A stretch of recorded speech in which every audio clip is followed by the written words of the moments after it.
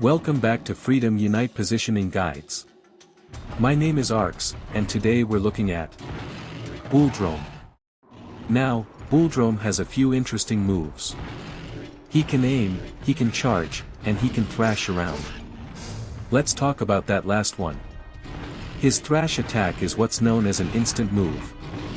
This means that unlike most attacks, he can do it without first turning to you. It looks like this.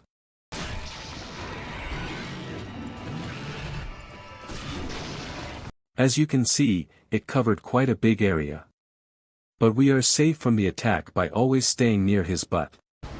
If he starts to fling his body clockwise, you go clockwise too. And vice versa. Let's look at it again. As you can see, his body is facing this way, so this will be his area of attack. So we will run to the other side. By sticking to his butt, we are safe from this attack. Bulldrome's thrashing move has a hitbox in front of him that activates instantly, which means you cannot react to it. But you can prevent getting hit by it. That's why we will always position ourselves behind Bulldrome after his every attack. That will be our core gameplay loop. Bulldrome attacks, we hit his butt, and repeat.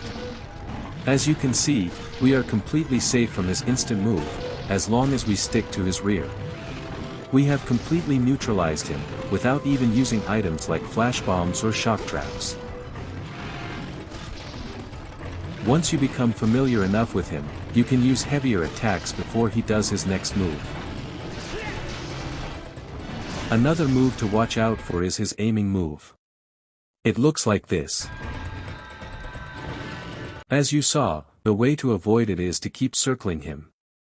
This is another reason why we always want to hit his butt, so we don't get caught in a bad spot in case he aims at you.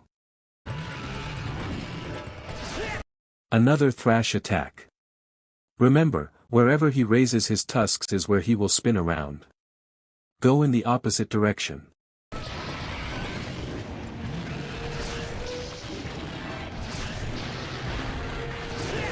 And with that simple strat, we have defeated Bulldrome without any risk of getting hit. Now let's look at an aggressive gameplay example.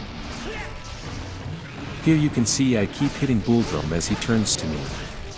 That's another thing about instant moves, they cannot be used once the monster has started turning.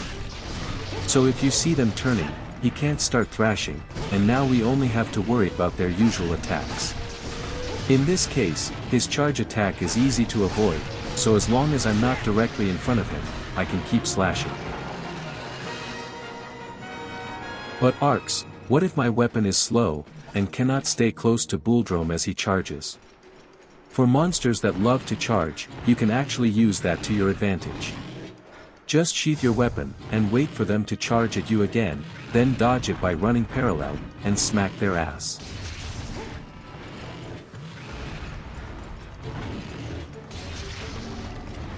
Notice that Bulldrome doesn't have a perfect aim.